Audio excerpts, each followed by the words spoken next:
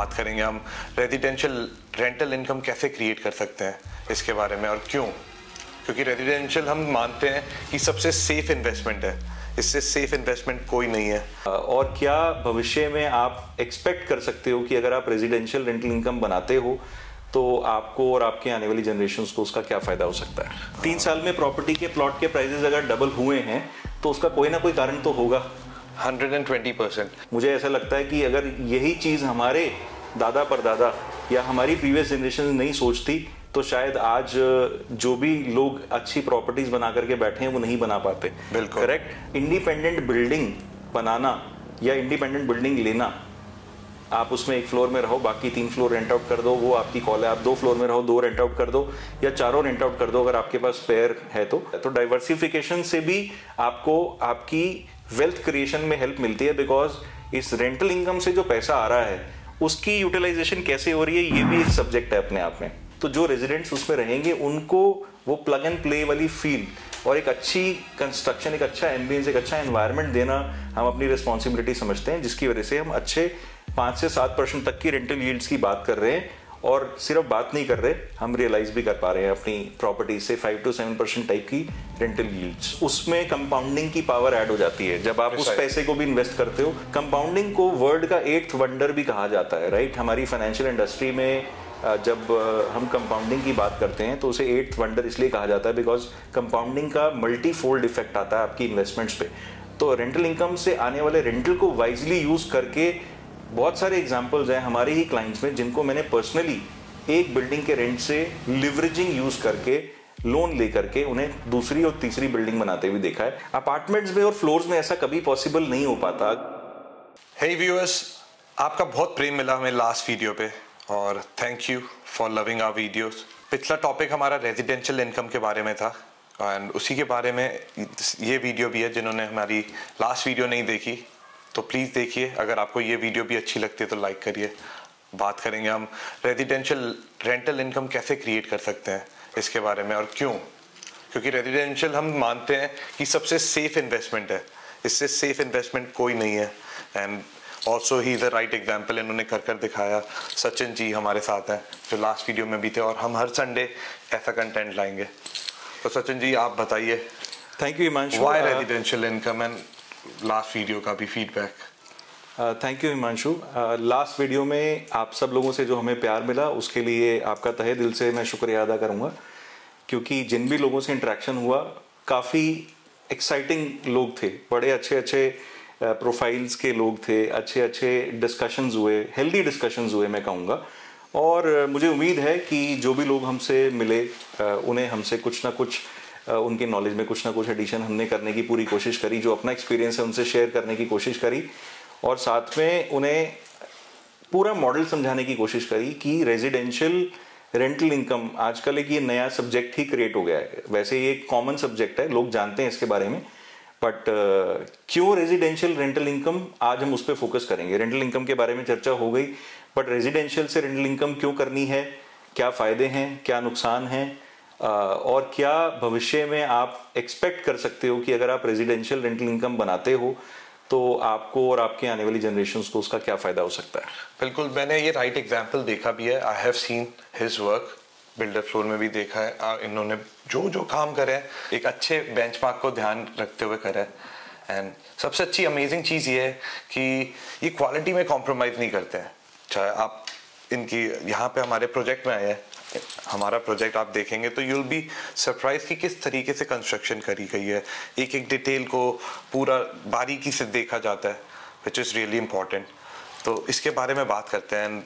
बताइए सर, आपके क्या एक्सपीरियंस रहा है। लाइक हमने आपके एक्सपीरियंस देखे हैं कि how you have been working for this thing. And आपके जैसा पैशन मैंने बहुत कम लोगों में देखा है। आप रियली ब्लेस्ड हो, काफ़ी आगे जाओगे इस चीज़ से। Thank you. And I have seen this is a good thing. तो सर बताइए। हिमांशु, मैं यहाँ पे ये कहना चाहूँगा कि रेजिडेंशियल से रेंटल इनकम क्यों इम्पोर्टेंट है। जैसा मैंने आपको बताया कि हम इसी चीज़ पे आज चर्चा कर रहे हैं, तो मैं यहाँ पे एक चीज़ को हाईलाइट करना चाहूँगा। हम लोग जब प्रॉपर्टी में इन्वेस्ट करने की बात करते हैं तो एक हमारे बड़े बुजुर्ग ना कहा करते थे कि यार ज़मीन भी अपनी होनी चाहिए, छत भी अपनी होनी चाहिए, जो अब अगली जनरेशन में चीज़ें थोड़ी डिफिकल्ट होती चली जा रही हैं, बिकॉज लैंड प्राइसेस इतने बढ़ चुके हैं कि ज़मीन भी अपनी खरीदना और उसमें बिल्डिंग बना करके छत भी अपनी करना थोड़ा टफ तो हो गया है, बट इम्पॉसिबल नहीं है, राइट। एंड वो कहते हैं ना, बेटर लेट देन नेवर। तो हम लेट हो सकते हैं कि आज से 2-3 साल पहले से अगर कोई रेंटल इनकम क्रिएट करने के बारे में सोच रहा था गुड़गांव में, तो उसे अब ये स्टेप क्रिएट करने में थोड़ी मुश्किल होगी, बिकॉज 2-3 साल पहले के लैंड प्राइजेस और आज के लैंड प्राइजेस में जमीन आसमान का अंतर आ चुका है। इकोनॉमिक हमने देखा ये फोल्ड्स, करेक्ट, पूरे गुड़गांव में। बिल्कुल, हम पूरी कंट्री की बात नहीं करते, बट गुड़गांव की बात करें तो जितने भी इकोनॉमिक रिफॉर्म्स हो रहे हैं या जितना भी इंफ्रास्ट्रक्चर बिल्डअप हो रहा है, इसकी नेगेटिव साइड भी हैं। काफ़ी लोग बोलते हैं कि गुड़गांव में ये प्रॉब्लम है, वो प्रॉब्लम है, दैट इज़ देयर, मैं उससे डिनाई नहीं कर रहा, बट कहीं ना कहीं इंप्रूवमेंट्स भी हो रही हैं एंड गवर्नमेंट का अटेंशन क्लियर कट दिखाई देता है। गवर्नमेंट की सीरियसनेस बिल्कुल दिखाई देती है कि गवर्नमेंट कमिटेड है। हमारे जितने भी पॉलिटिशियंस हैं, जो कंसर्न डिपार्टमेंट्स हैं, ग्रोथ के लिए जो रिस्पॉन्सिबल होते हैं, वो फुल फोकस्ड हैं। तो ये चीज़ें डेफिनेटली प्रॉपर्टी प्राइजेस रिफ्लेक्ट करते हैं, कहते हैं ना, रिफ्लेक्शन होती है प्राइजेस में। बिल्कुल, अगर 3 साल में प्रॉपर्टी के प्लॉट के प्राइजेस अगर डबल हुए हैं तो उसका कोई ना कोई कारण तो होगा। 120%। एंड इवन हमने जो मास्टर प्लान 2031, अभी दिल्ली का पुराना चल रहा है, 41 का आएगा, तो जो मास्टर प्लान है उसके हिसाब से भी आप देखेंगे द्वारका एक्सप्रेसवे पे आपकी ग्लोबल सिटी बन रही है। करेक्ट। इवन यहाँ पे भी आपका इंफ्रा उस हिसाब से बन रहा है। अगर हम फर्दर मोर भी जाएं, जैसे हमने द्वारका एक्सप्रेसवे पे देखा है, वैसे ही आपका जहाँ पे डेवलपमेंट हो चुकी है वहाँ पे आइकिया का बहुत बड़ा शोरूम आ रहा है, and we can't forget about the deal. यहाँ पे मैं ऐड करना चाहूंगा कि अगर आज से कुछ साल पहले की न्यूज़पेपर हेडलाइंस थे 817 करोड़ की 10 एकड़ जमीन की जो सबसे एक्सपेंसिव डील है इंडिया की, one of the expensive deals हुई है, वो गुड़गांव में हुई है, सेक्टर 47 में, जहां पे आइकिया ने आज से 7 साल पहले वो कहीं ना कहीं विजन उनका था, जो उन्होंने फोरकास्ट कर लिया था कि इतनी महंगी जमीन खरीद रहे हैं। हुड्डा के ऑक्शन में खरीदी थी ये जमीन और ये हेडलाइंस बनी थी, तो 817 करोड़ में 10 एकड़ जमीन खरीदी गई थी। अब उसका रिजल्ट भी नजदीक है और 1-1.5 साल में, 1 साल के अंदर अंदर आपको 4 लाख स्क्वायर फीट का वो शोरूम और वेयर हाउस रेडी मिलेगा, और जिससे काफी अच्छी एम्प्लॉयमेंट भी जनरेट होगी। और जाहिर सी बात है, जो भी लोग वहां काम करने के लिए आएंगे वो इनिशियली यहाँ पे रेंटल इनकम या रेंट से रिलेटेड जितनी भी अपॉर्चुनिटीज ढूंढेंगे वो हमारे पोटेंशियल क्लाइंट्स भी हो सकते हैं। बिल्कुल सर, हमने पास में डीएलएफ को देखा है लाते हुए कॉर्पोरेट्स को, एंड नाउ लेवल अप ही हो रहा है, कम नहीं हो रहा है। रेजिडेंशियल एवेन्यूज कौन कौन से होते हैं रेंटल इनकम जनरेट करने के आपके हिसाब से? देखिए हिमांशु, अगर हम एवेन्यूज की बात करें तो रेजिडेंशियल रेंटल इनकम जब आपको बनानी है तो बहुत सारे तरीके हैं। वैसे तो आप एक फ्लैट खरीद सकते हो, आप एक बिल्डर फ्लोर खरीद सकते हो, आप एक इंडिपेंडेंट बिल्डिंग भी खरीद सकते हो। मेजरली 3 ये कैटेगरीज हैं हमारे गुड़गांव में, स्पेशली अगर हम बात करें तो इन तीनों कैटेगरीज में अलग अलग इसके प्रोज एंड कॉन्स हैं। सो इन तीनों में से कौन से बेस्ट है आपके हिसाब से, कौन कौन से एंड क्यों?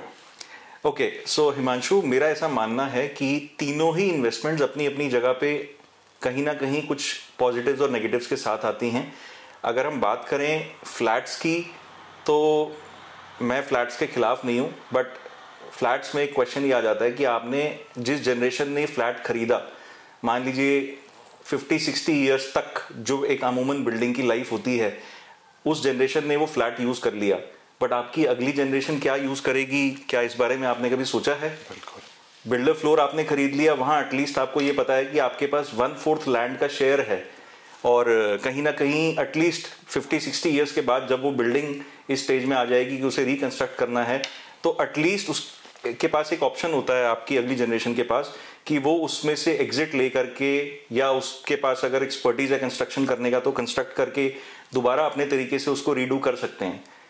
हाउएवर, तीसरा और सबसे महत्वपूर्ण जिसे मैं कहूँगा ऑप्शन है, सबसे इंपॉर्टेंट ऑप्शन है, वो है इंडिपेंडेंट बिल्डिंग, जहां पे आपको किसी और, आप इंडिपेंडेंट हो डिसीजन लेने के लिए, बिकॉज किसी और का कोई इंटरफेरेंस नहीं है। बिल्डर फ्लोर में 4 लोग हैं, तो 4 या तो चारों फ्लोर आपके पास हो, फिर एक अलग बात है, बट चारों अलग अलग फ्लोर्स हैं, चारों अलग अलग ओनर्स हैं, तो चारों के डिसीजन से ये डिसाइड होगा कि कब इसे रिकंस्ट्रक्ट करना है। ये थोड़ा लंबा विजन है, लंबा व्यू की हम बात कर रहे हैं, लंबे समय की, कि 50 साल बाद क्या होगा। कुछ लोग मेरे से यहाँ पे असहमत होंगे कि आप 50 साल, बट मुझे ऐसा लगता है कि अगर यही चीज हमारे दादा परदादा या हमारी प्रीवियस जनरेशन नहीं सोचती तो शायद आज जो भी लोग अच्छी प्रॉपर्टीज बना करके बैठे हैं वो नहीं बना पाते। बिल्कुल करेक्ट। तो हमें अपनी अगली आने वाली जनरेशन्स के बारे में भी सोचना है। तो मेरा ऐसा मानना है इन तीनों ऑप्शंस में से इंडिपेंडेंट बिल्डिंग बनाना या इंडिपेंडेंट बिल्डिंग लेना, आप उसमें एक फ्लोर में रहो, बाकी 3 फ्लोर रेंट आउट कर दो, वो आपकी कॉल है। आप 2 फ्लोर में रहो, 2 रेंट आउट कर दो या 4 रेंट आउट कर दो अगर आपके पास स्पेयर है तो। एंड इवन हमने दिल्ली में देखा है, ये जो आप बता रहे थे, वी हैड अ डिस्कशन, आपके फैमिली में भी आपने लाइव देखा ही है एब्सोल्युटली जिन्होंने लैंड लिया है। मैं एग्जांपल एक शेयर करना चाहूंगा हिमांशु अपने व्यूअर्स के साथ में। आज से कुछ 3-3.5 साल पहले की ये बात है। हमारे पास एक क्लाइंट आए जिनकी मॉडल टाउन में 4 फ्लोर्स की एक इंडिपेंडेंट कोठी थी, 100 गज की, राइट। इंडिपेंडेंट बिल्डिंग को कोठी भी लोग बोल देते हैं। तो 4 फ्लोर की वो जो कोठी थी, उन्होंने आज से 3-3.5 साल पहले वो अराउंड 10 CR की वहां पे सेल करी, राइट। बिल्कुल। और यहाँ आकर के उन्होंने बेसिकली अपने और अपने फैमिली के लिए 2 फ्लोर्स 300 स्क्वायर यार्ड की, एक अपने लिए और एक अपने नेक्स्ट जनरेशन के लिए, अपने बेटे के लिए जिनकी शादी होने वाली थी, तो उन्होंने वो 2 फ्लोर खरीद लिए। और फिर भी उनके पास कुछ अच्छा सरप्लस पैसा बच गया बिजनेस में इन्वेस्ट करने के लिए या किसी और प्रॉपर्टी में इन्वेस्ट करने के लिए, वो उनकी पर्सनल कॉल थी। सो ऐसे एग्जांपल्स हम देख रहे हैं, जो माइग्रेशन हो रही है, जो दिल्ली से लोग आ रहे हैं। आप देखिए जाकर के पीतमपुरा रोहिणी में 100 गज की जो बिल्डिंग है वो 8-8, 10-10 करोड़, 6-6 करोड़ की रेंज की बिल्डिंग्स हैं, depending upon location and the quality of the construction. So पूरे दिल्ली में we have seen, south Delhi में प्राइसेस का सैचुरेशन पॉइंट आ गया है। वहाँ पे आपका 12 लाख से 25 लाख रुपए गज का रेट जाता है। एंड इवन आप जहाँ पे बता रहे हैं वहाँ पे भी 10-10 लाख रुपए। तो सैचुरेशन पॉइंट काफी समय से आया हुआ था। जो समझदार लोग थे वो आ चुके हैं गुड़गांव में। अभी उन समझदार लोगों की है कि अब वहाँ पे सैचुरेशन पॉइंट आ चुके हैं। वहाँ पे मास्टर प्लान 41 के हिसाब से डेवलपमेंट होगी। उसमें आपको लगता है कि हाँ आपके प्राइसेस 1 फुट से ऊपर होंगे तो यू कैन स्टिक। सैचुरेशन के साथ साथ एक मुद्दा और भी है। बेसिकली क्या हो रहा है, फैमिलीज ग्रो कर रही हैं, आगे अगली जनरेशंस जिनके बच्चों की शादियां हो रही हैं, उनके आगे बच्चे हो रहे हैं। तो जिन घरों में वो लोग रह रहे हैं, डेफिनेटली आज नहीं तो कल तो उन्हें माइग्रेट करके बड़े घरों में जाना ही है। तो दिल्ली में तो ऐसे ऑप्शंस हैं नहीं, राइट। सैचुरेशन से मतलब ये भी था कि लैंड ऑलमोस्ट वहां पे यूटिलाइज्ड है और ऑप्शंस कम है। प्लॉटिंग नई कट नहीं रही। आप देखिए दिल्ली में कौन से एरिया में आपको नए कॉलोनीज कट रही हैं या प्लॉटिंग्स हो रही है, राइट। तो एरिया सीमित है, लैंड सीमित है, बट लोग बढ़ रहे हैं। तो वो माइग्रेशन। सर एक और चीज भी तो है, अगर आप रजौरी जैसे एरिया में जाते हैं, वहां पे काफी ऐसे लोग भी हैं जिनको मैं जानता हूँ, दे कैन अफोर्ड, अगेन अगर उनकी जेब देखे जाए, वो जॉब करते हैं गुड़गांव में काफी लोग। एंड वो जब गुड़गांव में रह रहे हैं, मतलब they have their own place, जो आप कह रहे हो 10 करोड़ की, जो उनकी जनरेशन छोड़कर गई है, बट उनकी बस की नहीं है वो मेंटेन करना, करेक्ट, उस प्रॉपर्टी को। वो लेकिन वो बेचकर वो कहीं और इन्वेस्ट कर सकते हैं। एब्सोल्युटली। सो हमने बेसिकली दिल्ली में देखा सैचुरेशन पॉइंट आ चुका है, जैसे आपने बताया। चाहे हम वेस्ट दिल्ली की बात करें, साउथ दिल्ली की बात करें, ईस्ट दिल्ली की बात करें, गुड़गांव जैसा एप्रिसिएशन आप जो देख रहे हैं, आप लोगों ने नहीं देखा होगा जो गुड़गांव में पिछले 3-4 साल से हुआ है। And we have seen folds हुए हैं। एंड आज की डेट में रेंटल इनकम दिल्ली में everybody want to generate. And so basically why we are looking for जड़ से rental income का, we have apartment also, we have also आपका builder floors, but why plot से लेकर ही क्यों बनाना? Sure. So हिमांशु, मेरा यही कहना था कि फ्लैट और फ्लोर और इंडिपेंडेंट बिल्डिंग तीनों के अपने प्रोज एंड कॉन्स हैं। वो अभी हमने पीछे बताए अपने प्रीवियस डिस्कशन में। बट मैं एम्फेसाइज क्यों करता हूँ इंडिपेंडेंट बिल्डिंग्स के ऊपर, उसका रीजन यही है कि एक तो वही कहावत की जमीन भी अपनी छत भी अपनी, इसमें एक अलग प्राइड है, राइट। मतलब जब एक ग्राउंड प्लस 4 फ्लोर की बनी हुई बिल्डिंग आप उसके एक ओनर होते हो तो एक प्राउड फीलिंग भी आती है कि यार ये बिल्डिंग आपकी अपनी है, राइट। नंबर 2, आप अपने लिए ही नहीं अपनी अगली जनरेशन की थोड़ी प्लानिंग भी कर रहे हो उसमें, राइट। कि maybe some years down the line, 50-40 years 30 years down the line, जब उनकी बारी आएगी उसको टेक ओवर करने की या उसको मैनेज करने की, तो उनको वो प्रॉब्लम्स ना फेस करनी पड़े। बिकॉज फिर कहीं ना कहीं वो अपनी प्रीवियस जनरेशन को जरूर कोसेंगे कि हमारी प्रीवियस जनरेशन ने क्यों अच्छे से प्लानिंग नहीं करी थी। तो यही सब्जेक्ट है। इंडिपेंडेंट बिल्डिंग्स की बात करते हैं तो ग्रोथ और अप्रिसिएशन और प्राउड ओनरशिप, ये सब फैक्टर्स हैं जो अप्रिसिएशन भी अच्छा लेके आती हैं, ग्रोथ भी अच्छा लेके आती हैं, और वो कहीं ना कहीं एक वेल्थ क्रिएशन का काम करती हैं। आपकी अगली जनरेशन के लिए, आपके लिए, जब तक आप उसे एंजॉय कर रहे हैं, जब आप डेफिनेटली आज नहीं तो कल आप अपने एसेट्स को अपनी नेक्स्ट जनरेशन को पास ऑन करते हैं, तो उनके लिए भी वो वैल्यू क्रिएशन आप प्री प्लान्ड वे में कर देते हैं पहले से ही। और एक बड़ा इंपॉर्टेंट पार्ट है जो मैं हर बार हाईलाइट करता हूं अपने ऑलमोस्ट सभी वीडियोस में, डाइवर्सिफिकेशन एक बड़ा इंपॉर्टेंट मुद्दा है। डाइवर्सिफिकेशन की बात करते हैं, आपने कोई फ्लैट ले लिया, आपने कोई बिल्डर फ्लोर ले लिया, आपके पास एक टेनेंट है। यहाँ हम प्योरली इन्वेस्टमेंट के पर्सपेक्टिव से बातचीत कर रहे हैं। जिसको फ्लैट खरीदना है या फ्लोर खरीदना है या इंडिपेंडेंट बिल्डिंग खरीदनी है, वो प्योरली इन्वेस्टमेंट के लिए खरीदनी है। हम उन क्लाइंट्स को रेफर कर रहे हैं, उन लोगों को रेफर कर रहे हैं। तो एक फ्लैट में आपको 2 से 2.5% की रेंटल यील्ड आएगी, एक बिल्डर फ्लोर में भी आपको 2 से 2.5% की रेंटल यील्ड आएगी।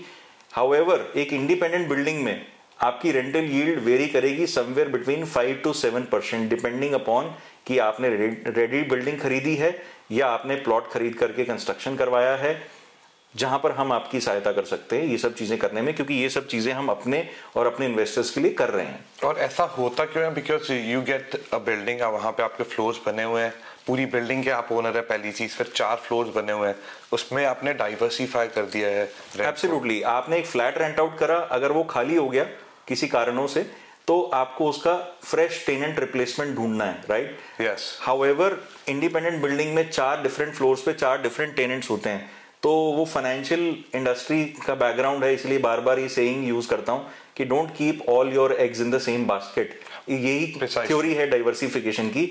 तो आप कहीं ना कहीं डाइवर्सिफिकेशन का बेनिफिट ये मिलता है कि 4 में से अगर एक फ्लोर कभी खाली भी हो गया तो उसका रिप्लेसमेंट इजीली मिल जाता है, बिकॉज टिकट साइज छोटा है, राइट? एक बड़े फ्लैट का रेंट 1.25 लाख का टेनेंट आइडेंटिफाई करना डिफिकल्ट होता है एज कम्पेयर टू 40-50 हजार रुपए का एक 2 BHK का टेनेंट आइडेंटिफाई करना या एक्वायर करने में डिफरेंस भी होता है। तो डाइवर्सिफिकेशन से भी आपको आपकी वेल्थ क्रिएशन में हेल्प मिलती है, बिकॉज इस रेंटल इनकम से जो पैसा आ रहा है उसकी यूटिलाइजेशन कैसे हो रही है, ये भी एक सब्जेक्ट है अपने आप में। एंड उसमें भी सर क्वालिटी पे भी काफी फर्क पड़ता होगा। इफ आपकी बिल्डिंग और यहाँ पे एक दूसरी बिल्डिंग है सेम ही, उसमें फर्क भी होगा।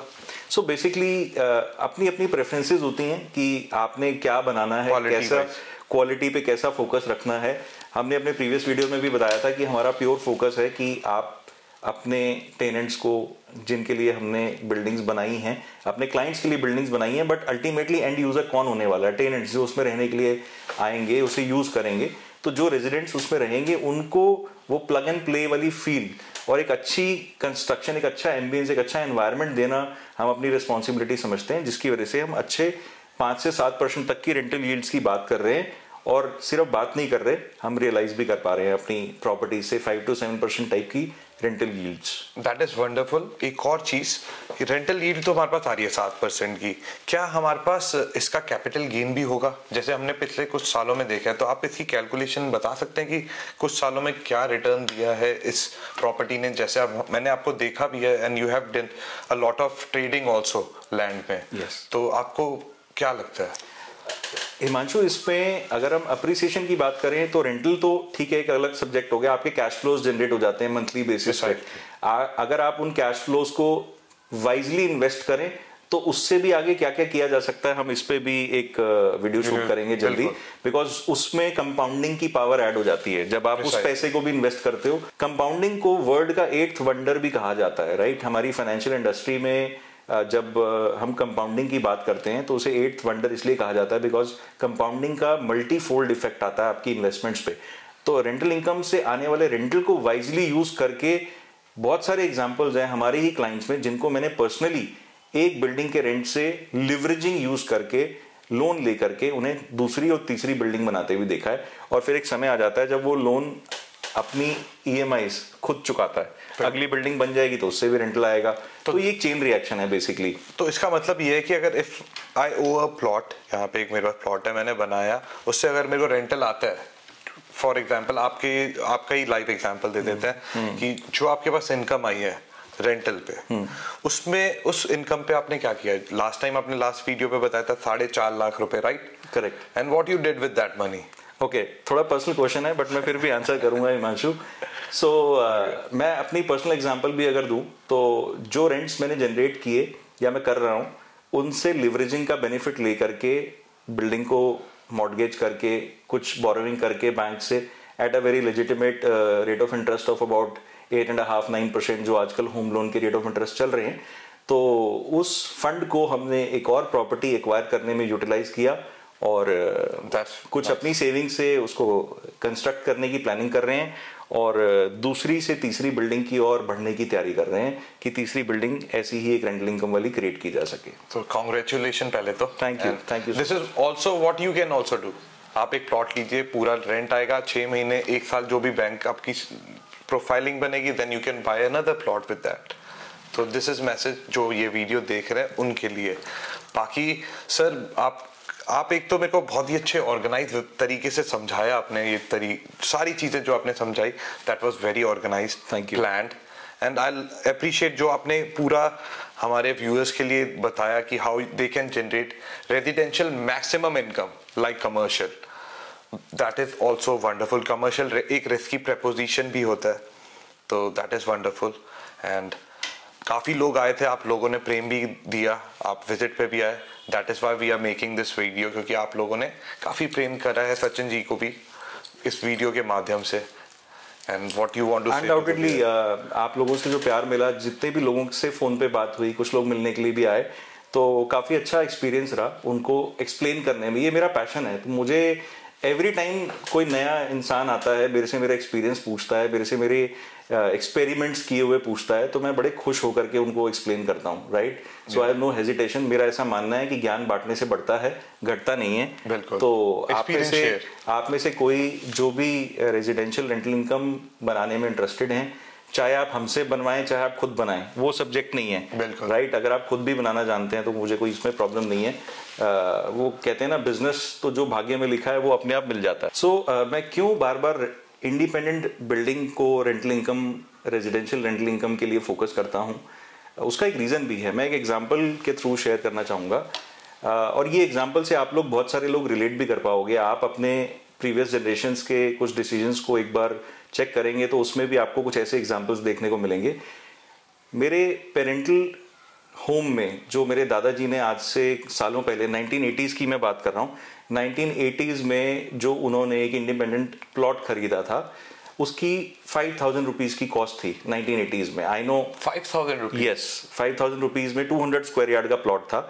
और 2005 में जब वो डिवीजन हुआ, 2004 या 2005 में जब वो डिवीजन हुआ उनके आगे जनरेशंस को, यानी मेरे फादर एंड मेरे फादर के ब्रदर्स की जनरेशन को, तो उस डिस्ट्रीब्यूशन में जब उसकी इवैल्यूएशन निकल करके आई तो वो 5,000 1982 का investment was nearly 12.5 crores. That's wonderful. In about, so basically real estate का यही एक सबसे बड़ा एडवांटेज है कि यही एक रियल एसेट क्यों माना जाता है। बहुत सारे लोग, इवन सर अपार्टमेंट में भी ऐसा नहीं होता है। अपार्टमेंट्स में और फ्लोर्स में ऐसा कभी पॉसिबल नहीं हो पाता। अगर मैं बात करूं उनकी, तो अगर उन्होंने यही कोई, उस समय तो खैर फ्लोर्स और अपार्टमेंट्स का ट्रेंड ही नहीं था, ये तो लेट 90s में स्टार्ट हुआ। बट अगर ये इंडिपेंडेंट प्रॉपर्टी है तो ही वो वेल्थ क्रिएशन हो पाया। Yes. आप खुद सोच करके देखिए कि 50 इयर्स डाउन द लाइन अगर आपने एक बिल्डर फ्लोर इन्वेस्टमेंट के लिए खरीदा है, एक अपार्टमेंट इन्वेस्टमेंट के लिए खरीदा है, तो आपकी अगली जनरेशन उसे कैसे यूटिलाइज करेगी, इसका सवाल का आंसर आप खुद अपने दिल से पूछ सकते हो। सही है, आप यू आर राइट ऑल्सो कि उस टाइम अपार्टमेंट और बिल्डर फ्लोर्स नहीं थे, पूरी लैंड ही होती थी। And as compare to that, अगर वो इंडिपेंडेंट बिल्डिंग होती है तो उससे क्या वेल्थ क्रिएशन हुई या हो सकती है, वो सेम है, वो सेम रहने वाला है। Because ultimately end of the day अगर आपके पास जमीन का एक पार्सल है, लैंड का एक पार्सल है, जमीन का एक टुकड़ा है, तो वो वैल्यू अपनी जनरेट करेगा ही करेगा। जो एवरेज अप्रिसिएशन है ईयरली बेसिस पे जो होती है वो होनी ही होनी है। हाउएवर अ फ्लैट और a builder floor from investment perspective is a depreciating asset, जिसकी वैल्यू डे बाय डे घटनी है, बढ़नी नहीं है। और वो हमने देखा भी है। एंड यूजर्स के लिए ये मैसेज नहीं है, this is purely for investors. बिल्कुल। एंड ये एक टॉपिक अपने आप में एक टॉपिक है कि बिल्डर फ्लोर क्यों डेप्रिशिएटिंग एसेट है। कंटेंट भी आप प्लीज कमेंट पे बताना कि किस टॉपिक पे बनाए, जैसे कि आप चाहते हैं कि रेजिडेंशियल इनकम किस तरीके से कॉस्ट करता है, उस पर पूरी वीडियो बन सकती है। इवन क्या आपका मतलब मोड रहेगा, किस तरीके से हम लोकेशन देख सकते हैं, वो सारा पूरा एक पैकेज होता है, उस पर हम वीडियो बनाएंगे, आप कमेंट कर सकते हैं। जी, हमने अपने प्रीवियस वीडियो में भी बताया था कि उसकी पूरी लाइफ साइकिल है, from acquiring a plot acquire करते समय किन बातों का ध्यान रखना है, टू एवरीथिंग। वो सब्जेक्ट है, उसको हम अपने नेक्स्ट वीडियो में कवर करेंगे। That's called as a life cycle of acquiring a rental income property. Yes, thank you very much. Thank you.